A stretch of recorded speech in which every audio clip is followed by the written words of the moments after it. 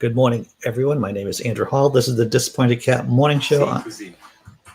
And I am still forgetting to shut down my iPad before starting this stream. I hope everyone's doing well this morning. For those of you who are on the Facebook group, Atheist Comedy Burrito, and are watching, if you want to contribute, you're going to be noticing that I'm talking to the chat quite a bit during the show. If you want to join us, and you can interact with us in the chat, come on over to YouTube. I believe I threw the link in one of the comments on the first comment to this post at my Facebook group or our Facebook group, because even though I'm the administrator, I started the group, I consider it to be all of ours, this Facebook group that we belong to. So, hey, everyone, you want to start? Okay, I like to start off the show with something funny, but this is going to be something educational. I got transfixed by this bee video, and I think you're going to find it fascinating. That's what. A swarm of bees settled under this umbrella, and I was called to remove them. So I started scooping bees off the umbrella and putting them into a hive. When bees are in swarms like this, it means they're looking for a new place to live. They tend to be very docile since they don't have any resources to defend. They don't have a hive, food, or baby bees to protect, but they should have a queen. So with every handful of bees I scooped, I spent time searching for the queen. I repeated this process over and over again. By the time I removed most of the bees, I still had not seen the queen, and I realized this was an unusual case of a queenless swarm. This colony would not survive without a queen, but luckily I had an extra one on me I could give them. As soon as I gave the queen to the colony, they rushed to meet her. If they didn't accept her, they would try to kill her. If they did accept her, they would release her from the box by chewing through the piece of candy that stops up one end. As soon as the bees in the hive met the new queen, they began sending signals to the other bees telling them to move off the umbrella and into the box. So I just waited in the swarm of bees as the colony moved into their new home. After about 15 minutes, most of the bees were with their colony. So I checked on the queen and saw that the bees were starting to accept her. I waited a while longer for the bees to get in their new hive. Then I loaded them into my truck and drove home. I put the bees in my apiary so they could continue the important work they do in a place that's safer for them and for people, and it was another great day of saving the bees.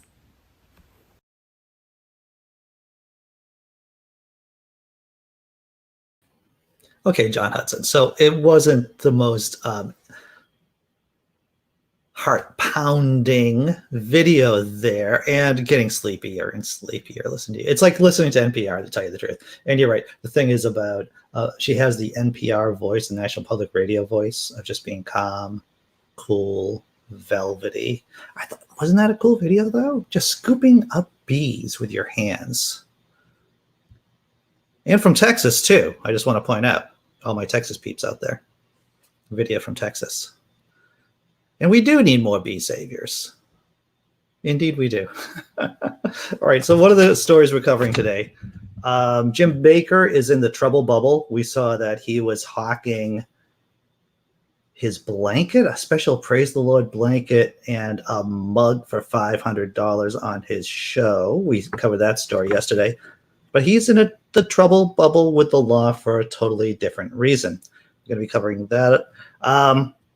Hunger in the National Guard. I found this story disturbing. The fact that people who are serving in the National Guard here in the States, they and their families, statistically speaking, have a higher chance of going hungry. It's crazy, everyone. The cheerleader who won her day in court at the Supreme Court of the United States of America, the court sided on her right, her First Amendment right, to go tell people to go F themselves. And drugs. We're talking about drugs. That's our first story today. I want to say hello. I want to say hello to everyone in the chat. Once again, if you're watching on Comedy Atheist Burrito, come on over to YouTube so we can interact with you, right? But let's take a look at who's in the chat this morning. Well, how about this? I just happened to be the first person who commented this morning. And my blog post on Laughing in Disbelief, my Patheos non-religious blog post, is a satirical. I don't know if anyone of you who read that. It's a satirical take on a real crazy incident that happened in Kentucky. A redneck rave suddenly went wrong. Who would have thought it, everyone? And did I So I wrote the satirical post, and then I linked to the actual article and quoted it. It was crazy. John Hudson, glad to see you this morning, sir. Simply Secular Dave from the West Coast. And when he says he's from the West Coast, he means from Canada, the West Coast. Dr. Mordecai, I would like to think of it as a cool cat show. Tesla Ranger, good morning. Good morning. Let's see who else is here. Tobin Templeman. Hope you're doing okay this morning, Tobin. And, of course, the girlfriend. Yes, luckily she just had an extra queen on hand, indeed, just by chance. I imagine if you're a bee expert, if you're a bee whisperer, and you're called out to a situation like this where there's a swarm of bees looking to form a new hive, you would want to keep an extra queen in your pocket just in case. Tesla Ranger. Hey, Dragons of Genesis. Hope you're doing well this morning, sir. And if you're not listening to Dragons and Genesis, the podcast, and you really should be. If you're not watching his YouTube channel, if you're not subscribed, then you really should too. I don't like shoulding people, right?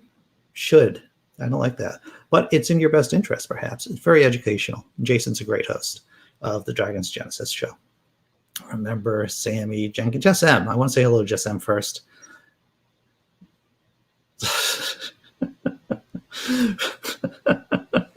Remember Samy Jenkins. Good morning, Samy.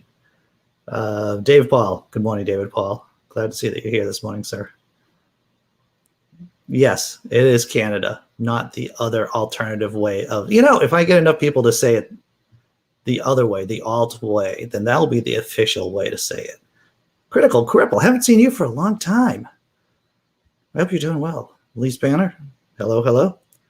All right. I think I said hello to everyone. You want to do memes? Let's do some memes before we start talking about drugs. First meme of the day. I forget which movie this is from. Of course, you have Godzilla and his son, Godzuki. But here, it's Godzilla and Jesus, Zilla. That might be from the original Godzilla, King of the Monsters. I'm not sure. It's basically one of those movies, I think from the late 60s, early 70s, where Godzilla tees off against a variety of monsters on Monster Island. I'm not going to lie to you, everyone. I'm kind of a fan of John Wick and Keanu Reeves in general. When you open a snack for your kid and take out your cut of dad tax, consider this a professional courtesy. Indeed. I do want to say we're going to be watching a video later on in the show about the crazy amount of guns that basic background checks kept off the streets last year. Was it 300,000 guns? 300,000 guns, that's right. So even though I don't mind watching Keanu Reeves play John Wick, doing his gun jitsu on screen, I'm definitely an advocate for strong gun control. Here we go. The last meme, cat-related, feline-related meme right here. To-do list. Annoy owner at 3 a.m. Yeah. I was up at 3:30 this morning. This is part of Andy's, sleep disorder journal. I was up at 3:30 this morning, up for an hour. It was not cat related either. I just happened to be up. And then I went back to sleep at 4:30, only to be reawoken by Biscuit the cat. That's Biscuit, my cat, our cat. Attacking toes. Horrible saying. I'm going to check out I approve this meme. Indeed. I'm sure you do. Dragons and Genesis. Yes, memes and drugs. That's what I offer here, everyone. I offer, if you really want to think about it, bees, memes, and drugs. All right. Do you want to talk about drugs, everyone? Let's talk about drugs. Huge step in the right direction in the city where I live in Somerville, Massachusetts. A government-sanctioned place to inject illicit drugs. It may come first to Somerville. This is from the Boston Globe. Links in the description below, everyone. Huge step in the right direction in terms of treating drug use as a public health issue. Okay, before we get into the story, I know that many of my European friends, you already have this going on in your country. Some of you may have this going on in your country, maybe in Canada too. I'm not sure. But Somerville may be the first in the nation here in the States. Undeterred by pandemic and legal uncertainties, the city of Somerville has been forging ahead with its proposal to open a center where people can consume illicit drugs with medical supervision, an audacious and possibly precedent-setting move to prevent overdose deaths. Some of those involved believe Somerville will become the first city in the country to open a supervised consumption site, and that could happen within a year or so, even as attempts have faltered in bigger cities like New York and Philadelphia. Legislation at the state level would authorize 2 pilot sites in Massachusetts, but Somerville intends to move forward regardless of the fate of the bill. People say, why Somerville, said City Councilor Jessi Bear, awfully close to Klingon, a longtime advocate for the site. We're bold enough to do this type of thing. Energized with a newfound optimism for a changing political climate, advocates and city officials are committed to pursuing a plan that Mayor Joseph A. Cartatone first announced in 2019. The city has commissioned a feasibility study and earlier this month held the first several town hall discussions, but it has not selected a site or agency to run it.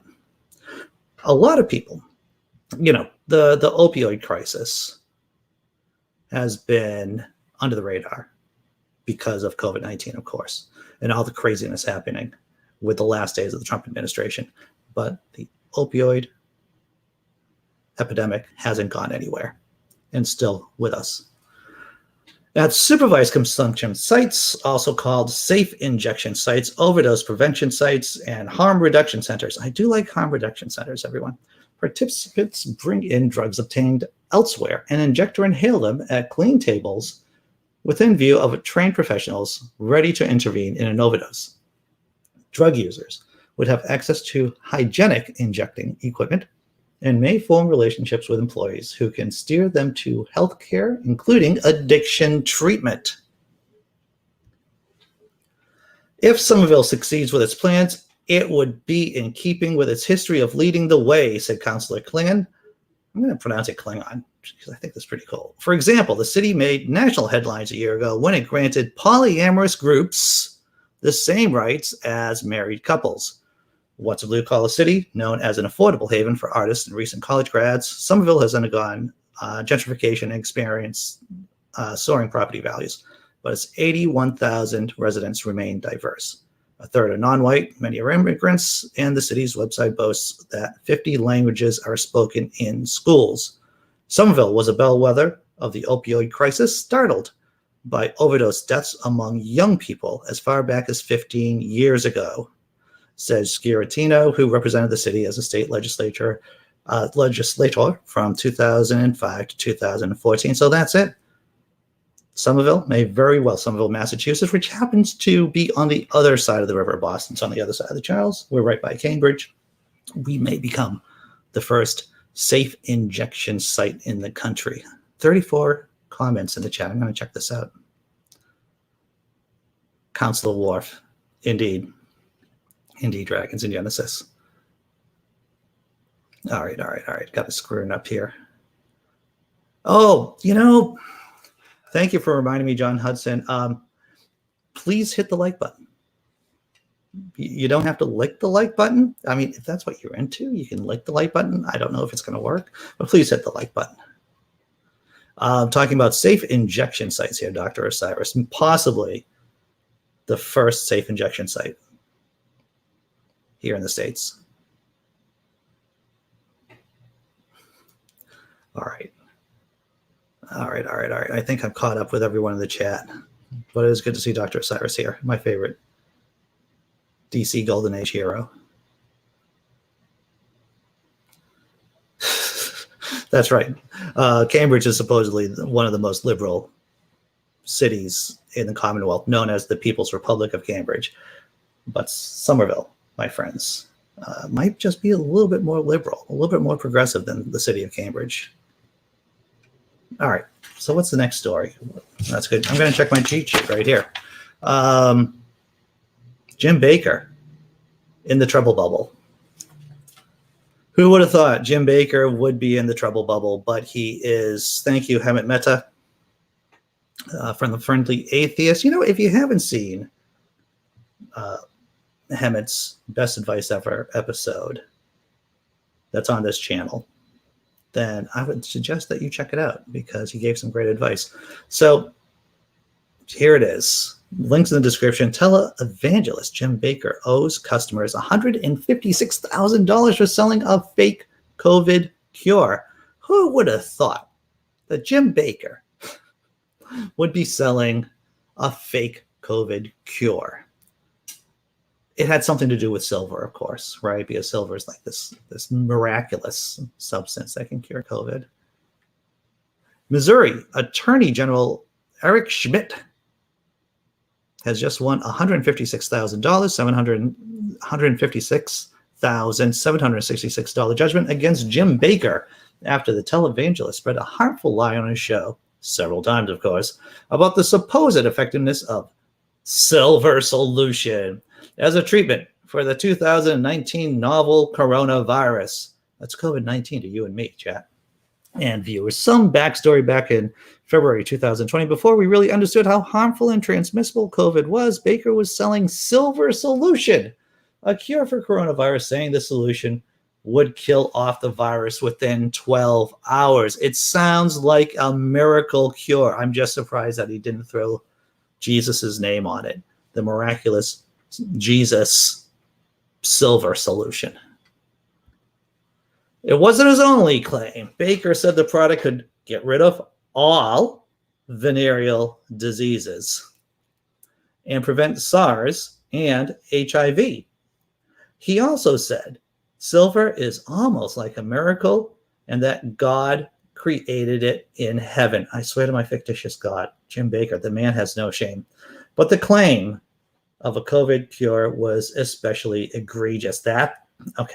Around that time, Baker received letters demanding he stop this particular grift from New York Attorney General Letitia James. The U.S. Food and Drug Administration and the Federal Trade Commission did the same thing, giving Baker 48 hours to stop hawking the item before they come after him. He quickly stopped promoting it after nearly a dozen separate segments on his show, but the harm was done. That's when Schmidt stepped in. He sued Baker's ministry, which is based in Missouri, in March of 2020 for spreading this lie. What about that? He said that it could cure all venereal diseases. Sorry, what else could it? It was like a miracle.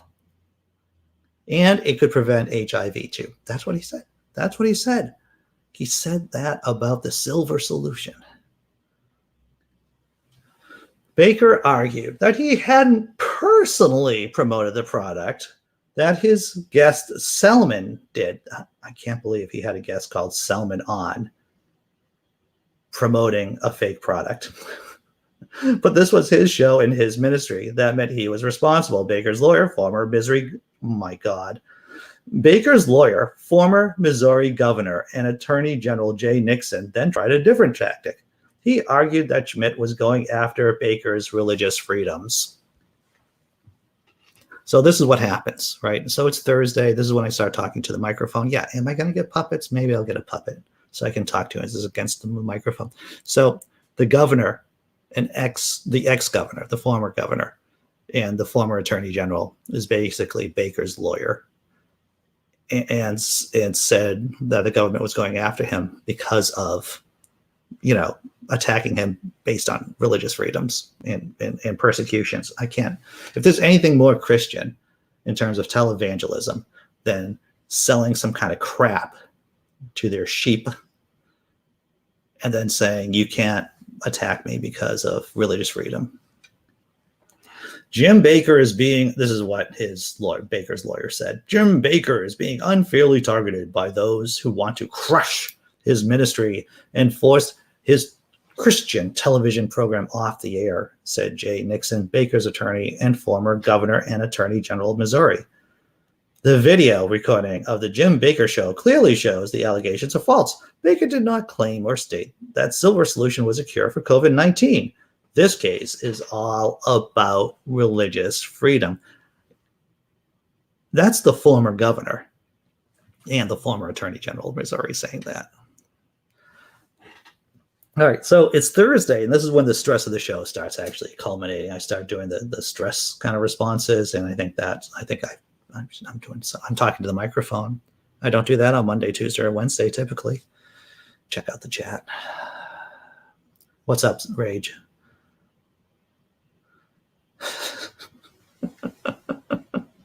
Why do Christians think we're all werewolves? Just saw that.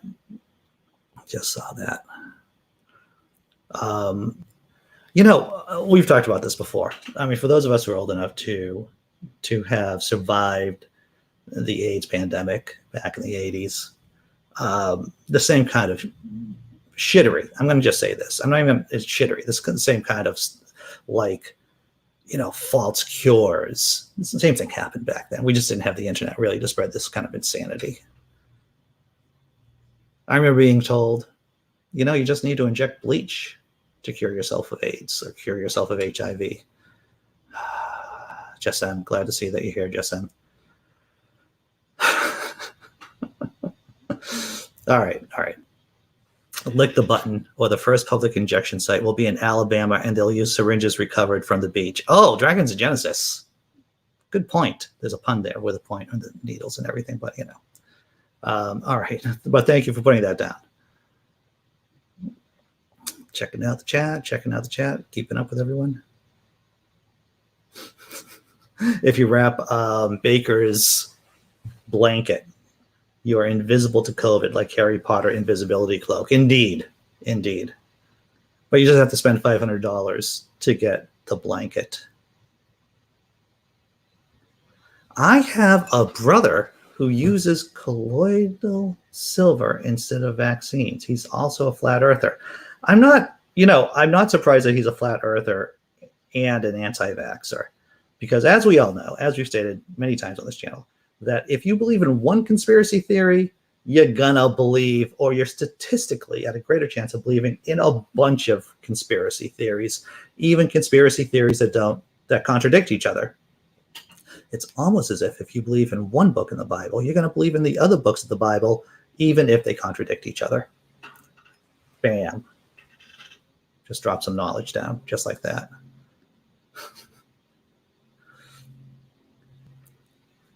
Yo. All right. Am I caught up with everyone? I think I'm caught up with everyone. He believes in all conspiracy theories. Yeah. Well, there you go. All right. So next story. What are we doing? This is, we're going to do that. I should mention at 10 o'clock, from 10 to 10:30, because I have to go to work today at an earlier time.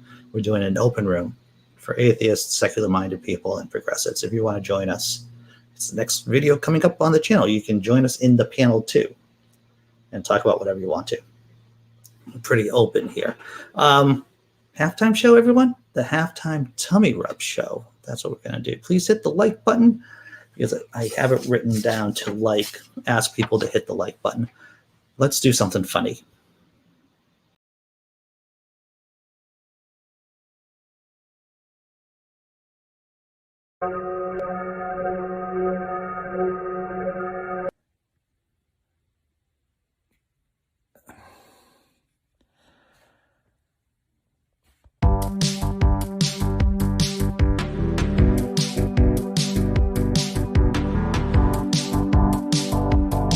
Congratulations, that was one of the stupidest things that I've ever seen anybody post on the internet before. Congratulations, the bar is high cause people post lots and lots of stupid things, but your stupid thing was somehow the leader of the pack. You just said, I don't know what pronouns are, and I won't learn cause learning's hard. Instead I'll regurgitate a half-baked stolen opinion. People like you make me sad, sad, sad, sad, sad.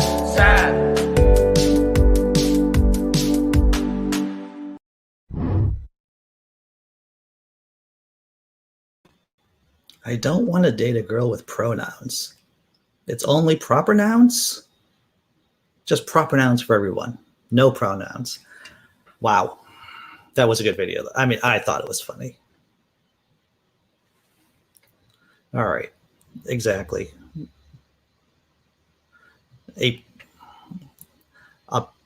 Apistivist? Hello. How are you? Hope you're doing well. All right. So what are we doing, everyone? Stories that we've covered so far. Somerville, Massachusetts becoming the first safe drug injection site, possibly within a year. We talked about televangelist Jim Bakker in the trouble bubble for selling a fake COVID-19 cure. And the fake COVID-19 cure just happens. Well, what Mr. Bakker claimed, Pastor Bakker said, is that it could cure HIV too. So he had to pay out about $156,000 for that. This is disturbing, man. The National Guard. I'm against pronouns. I prefer amateur nouns. Well played, sir. Well played. All right. This is, I saw this. It took me a couple of seconds to get my mind around it. But this is the United States of America. It was up is down, left is right. Dogs and cats living together. Was that a Ghostbuster reference? That was a Ghostbuster reference right there. The rising cost of being in the National Guard. Reservists and Guardsmen are twice as likely to be hungry as other American groups. During COVID-19, the National Guard has been activated. They've been doing things like helping out distributing the vaccines, keeping order, or trying to keep order, right? In Washington, D.C. after the whole insurrection. And of course, they have been helping distribute food amongst the hungry. But yet, the National Guard, their families, as well as the soldiers, are more likely to be hungry, to be suffering from hunger. All right, let's go down the rabbit hole. Washington, National Guard and Reserve soldiers are having trouble feeding their families due to a year of record deployments. Hunger among Guard members and reservists is more than double the national rate, according to the U.S. Bureau data from mid-April to early June. The report found food insecurity from nearly any other group.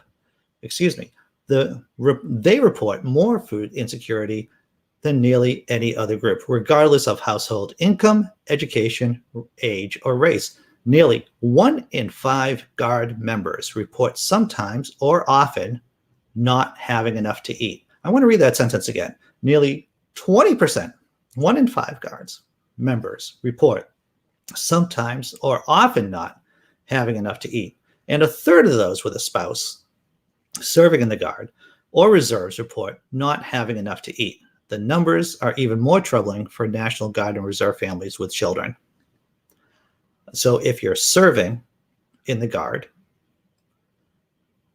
then, and if you got kids, especially, then your kids could be going hungry, basically, because you've been called up to serve. In an ordinary year, when they're not activated or deployed, most reservists and Guard members spend 1 week in a month running drills and 2 weeks a year, often during the summer training. This schedule allows most of them to work civilian jobs or get an education as well. It's a similar work schedule for reservists who work for different branches of the military. Over the pandemic, the National Guard has faced longer deployments in periods of activation. They've overseen coronavirus testing, distributed food at the nation's food banks, quelled civil unrest, and more recently helped to administer vaccines, said John Goheen, spokesman for the National Guard Association of the United States. It's an advocacy group. This is in addition to responding to more natural disasters such as wildfires and flood. So you're going to ask me, so how many hours, how much has the Guard been used and reservists been used during the last year?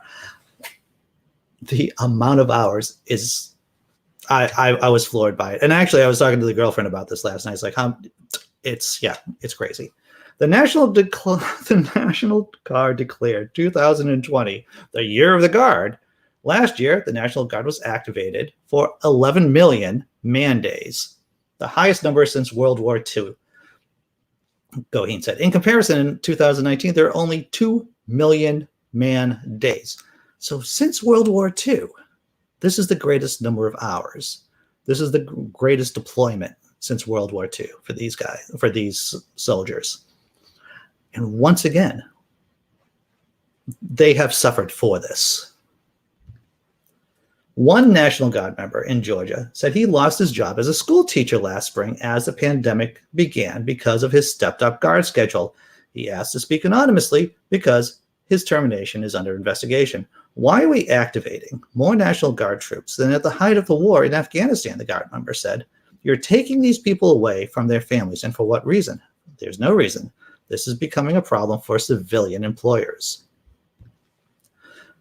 If called up to active duty, low-ranking Guard members and reservists make a base of pay around $3,000 a month. I don't think that's tax-free money either. When not on active duty, Guard members get around $200 for a weekend of drills, which is why most have civilian jobs. The spike in days work takes Guard members and reservists away from their jobs, with many soldiers not drawing that income if they're away on military duty. So if you're a Guard, if you're a reservist, you're called up for duty, you're getting like maybe $3,000 a month. Probably not enough to feed your family. Probably not the same amount of money that you were making at your job, at your regular civilian job. And considering that the United States of America has, as we all know, crappy worker protections, your job may not be there after your deployment, as we saw in this example noted about the Georgia teacher. You can see that this is a very long article, everyone, and the link is in the description below.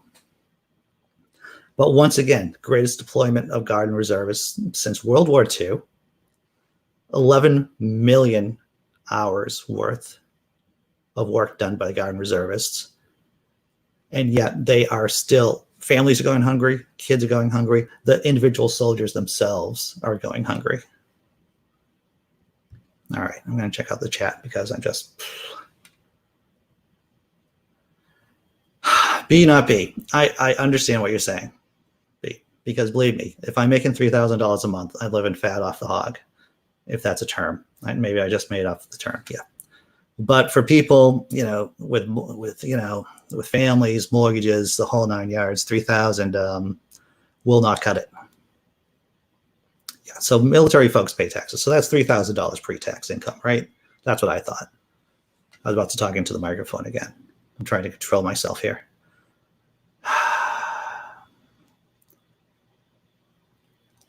Yes, I actually saw that story too. Apacivist. I'm trying to pronounce that right. But yeah, the insurrectionist just got probation, basically. 49-year-old woman. All right, let's see. All right, so thank you, John Hudson. Kennard Industrial and the Hall Corp are asking you for your like. Please support today and tell your friends, but only the smart ones. Yeah, we can't really deal with not smart people here. The humor goes over their heads. They start furrowing their brows and getting agitated.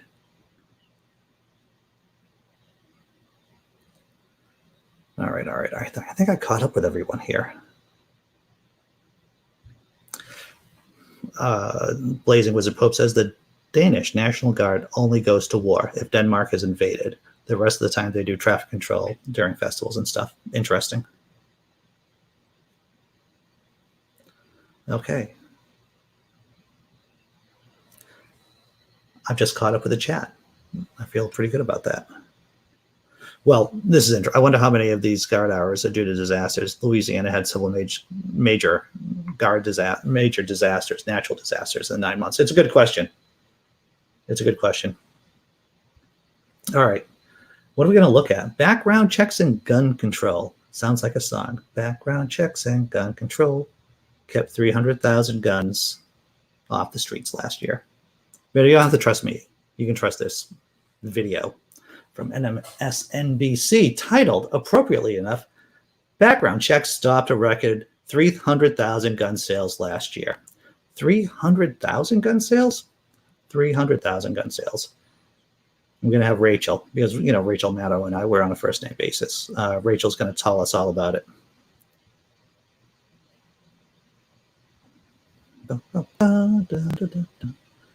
And here we go. FBI records obtained by the group Everytown for Gun Safety show that background checks stopped a record number of people from buying guns in our country last year. 300,000 people. That's nearly double the number who were stopped from buying guns the year before. And these are people who are prohibited by law from owning a gun, who nevertheless tried to buy one. They were stopped because a background check flagged them. 300,000. I mean, you want to make sure that the dealers who are supposed to be running background checks are actually doing it, right? Given how many people who can't legally own guns are trying to get them anyway. That's what the Biden administration says they are working on with this new one and done crackdown. Joining us now is Shannon Watts. She's the founder of Moms Demand Action. Her group is part of Everytown for Gun Safety, which got a hold of these new numbers. Ms. Watts, thank you so much for being here. It's nice to see you. Nice to see you. Let me ask you first if I hit the important parts in terms of this announcement from President Biden today. How do you see it? You did. I mean, this is some of the most important work we've seen on gun violence in a generation. And when you look at the context, we've had COVID, which exacerbated gun violence. Really, gun violence was an epidemic within a pandemic. And as you said, we saw a record number of gun sales in 2020. About 40 million background checks were conducted, and that's 40% more than the year before. We estimate about 22 million guns were purchased in 2020, a 64% increase over the year before. And obviously, the pandemic and those gun sales were emerging from the pandemic, and now we're seeing gun violence get even worse. I mean, that's sort of the logical outcome. And so President Biden's approach is so important. He is taking strong action on ghost guns and funding intervention programs, nominating a strong leader to the ATF. But we need Congress to act. We need federal laws. Finally, after 25 years, right now we are all only as close as we're all only as safe as the closest state with the weakest gun laws. And you mentioned trafficking. We know guns from states with weak gun laws are being trafficked into states with strong gun laws. And so we really do need the Senate to finally pass laws like background checks. But as you said, this analysis found that more than 300,000 gun sales were stopped. People who were prohibited purchasers who shouldn't have guns, they were stopped by the background check system. But we know about a quarter of all guns in this country every single year are sold without a background check, right? There are all these loopholes in our system that they're able to get through. I told the story before on this channel, and I'll tell it again. I was hanging out with some people up in Maine, and the person's house I was at, I was on good terms with him, and he had several guns, right? Like rifles and pistols. He goes, Andy, do you want a gun? I'll just give you a gun. I mean, and it's like, you can do that? You can just give people guns? Yeah, 300,000 guns prevented from going into people's hands, irresponsible people's hands, due to background checks. That's last year. A large number, a stunning number. See, now the comments aren't loading again because I played a video. Oh, here we go. James Henry, glad to see that you're here. Yes, ban all private gun ownership. I would say, and I don't agree with Sam Harris on everything, but owning a gun should be like getting your pilot's license. Right, there should be some real restrictions. And to tell you the truth, and I said this before and I'll say it again, Professor Alan Lichtman came on the show. He was the person who developed the system of how to predict who's going to win the presidency. Brilliant guy. He also came on the show to talk about repealing the Second Amendment, which of course is the gun amendment. And we talked about gun control. We talked about his books. I cut out a section of that extensive video and just boiled it down to what are the smartest gun control measures. If you want to check on it, if you want to check it out, it's on the channel, everyone. All right. So what's the And I hope you're doing well, James Henry, if I didn't say that already. All right, so what's the next story we're covering, everyone? Wow, we are just blowing through the news. What have we done so far? A safe drug plant? It wouldn't be a plant, a safe drug plant. A safe place for drug users to inject or to use drugs may be happening, maybe being set up in Somerville, Massachusetts. Televangelist Jim Baker in the trouble bubble. If you're in the National Guard, you are drastically at a higher chance of going hungry. If you're a reservist or if you're in the National Guard.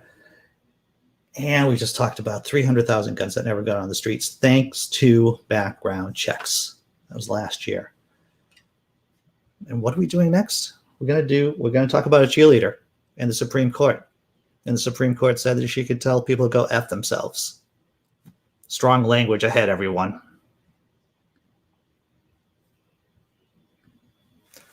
High school cheerleaders profane. Social media rant is protected free speech, says SCOTUS. First Amendment advocates prevailed in Mahonoi Area School District versus BL. The U.S. Supreme Court ruled 8-1, and yeah, you can guess chat, who voted against free speech. Was it Clarence Thomas? Yes, it was Clarence Thomas. The court ruled 8-1 today that a Pennsylvania public school district violated the First Amendment when it punished a high school freshman for posting a profane off-campus rant on the social media site Snapchat about her failure to make the varsity cheerleading squad. It might be tempting to dismiss the cheerleader's words as unworthy of robust First Amendment protections. I just want to stop right here. Profanity. The First Amendment there is there to protect unpopular speech. And that means profane speech too. It might be tempting to dismiss the cheerleader's words as unworthy of robust First Amendment protections, Justice Stephen Breyer wrote for the majority, but sometimes it is necessary to protect the superfluous in order to preserve the necessary.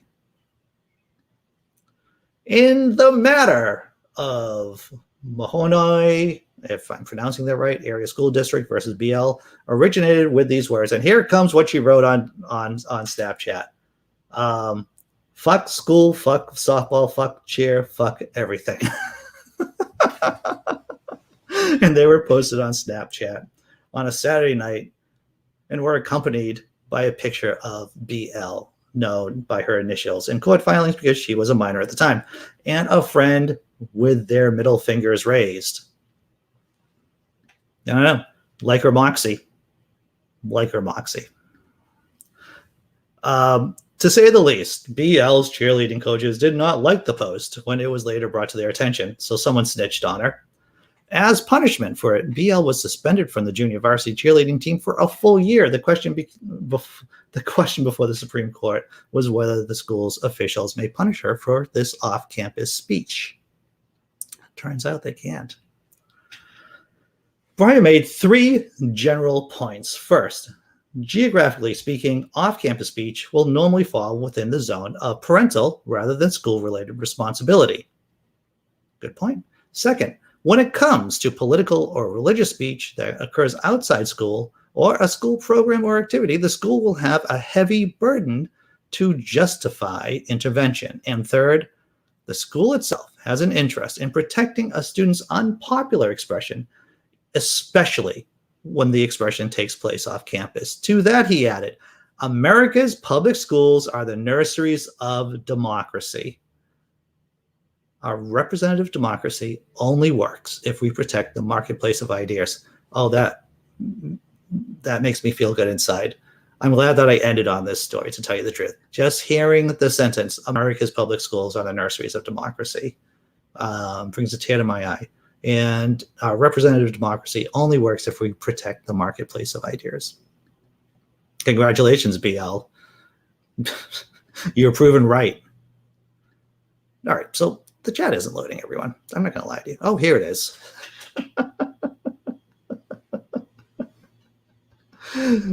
So, yeah, well, now there's Snapchat, Dragons of Genesis. Now there's Snapchat.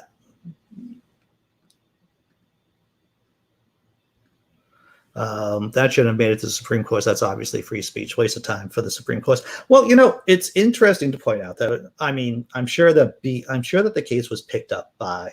Well, I'm guessing that the case was picked up by the ACLU because they wanted it, because free speech, it is the cutting edge here in the States about what you can say, what you can't say, what employees can say about the businesses that they work for, and what students can say about the schools that they belong to.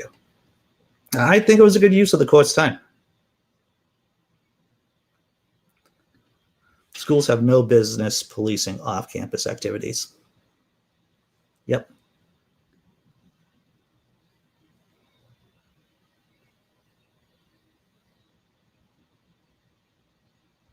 Test the Ranger. The Supreme Court ruled that F is protected speech, except Clarence Thomas. Fuck that guy. Yeah. I guess it's later on in the show. Maybe the censors at YouTube aren't really listening, so I can curse. Dr.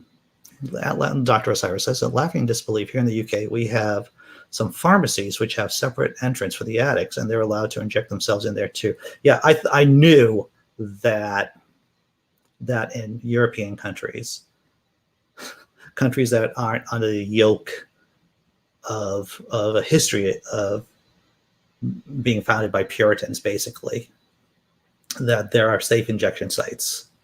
I'm just looking forward to the day that, and I never thought I would live to see the day where there'd be gay marriages, where there'd be, like legal gay marriages, that there'd be recreational marijuana legalized, and that, we'd have safe injection sites.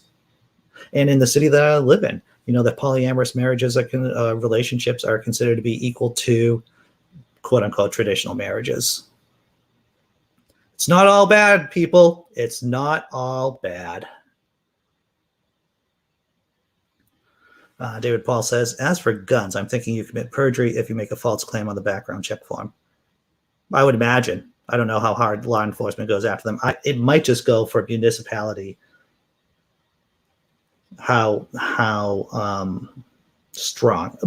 Okay, so here in the States, basically, at least it's like this in Massachusetts, if you want to get a gun, you have to talk to, or you have to interact with local law enforcement. I believe that's how it works here if you want a gun in your home. So once again, when we talk about policing here, it isn't just a state issue. It's actual locality and locality. So every single city, every single town, every single hamlet has its own set of policies on how to police.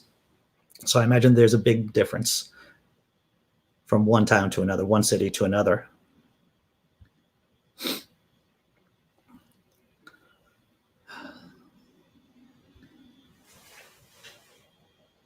Wow. How about that?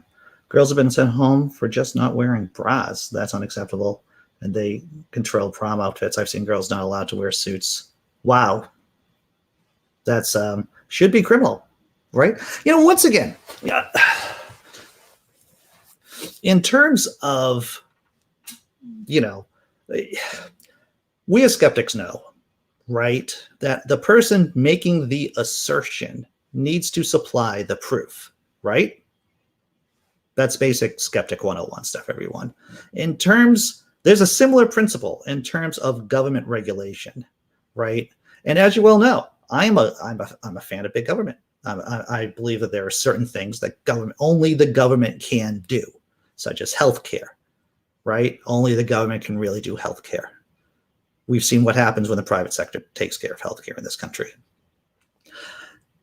So, the least restrictive environment for government intervention. And I know that sounds like it's a big L libertarian argument, but you have to look at the data and say that, well, the government can only do certain things that private industry can't. So in terms of free speech, the government has the burden. The government has the burden when it wants to curtail free speech. That's how I see it.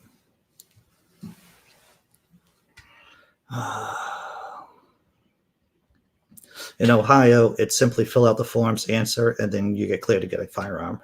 and that's in the store. Interesting. All right. So everyone, we're running down to the end of the show. You want to do something funny? Let's do something funny. Maybe cat related too.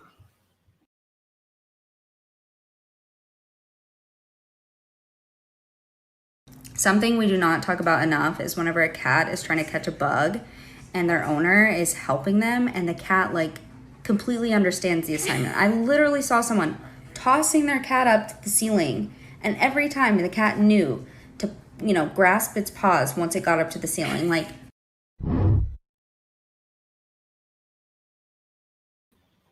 I think my cat would freak out if I was going to toss it up into the air, even if it was looking at a bug. I don't know.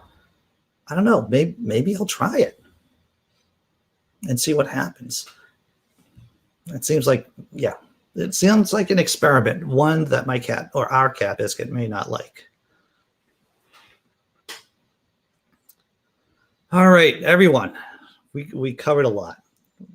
We're doing the open room at 10 o'clock, only for a half an hour today because I have to go to work. So if you want to be on the panel, there's a link to the description. You can talk about anything you want to talk about, within reason, of course, right? And